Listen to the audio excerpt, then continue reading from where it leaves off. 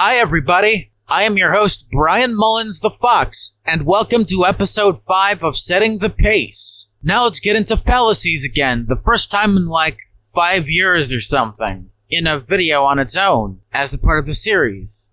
The first fallacy we'll be getting into, as a part of the series, is cherry picking. Cherry picking is when you only select evidence that's presented in order to persuade the audience to accept a position, and evidence that would go against the position is withheld, ignored, or just left out. The stronger the withheld evidence, or left out evidence, or ignored evidence, the more fallacious the argument. So essentially, when you cherry pick facts or statements that support your idea, or your narrative, or your argument, or position, or whatever, that is maybe, just maybe, an indicator that your whole position is rendered invalid by that fallacy alone. Not having to say, because you committed a fallacy, that means you're wrong. You don't have to say that fallacy nonsense. You could just say, the act of committing the cherry-picking fallacy renders your position invalid on its own. Cherry-picking is among the most common fallacies committed by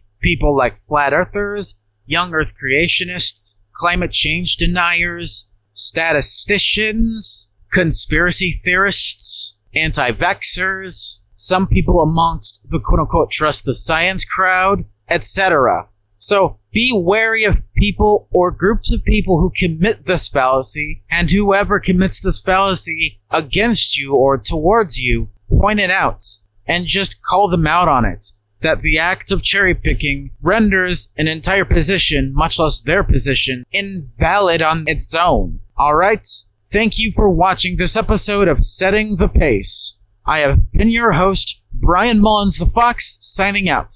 See you in the next episode where we cover the Texas sharpshooter fallacy. Goodbye to you all.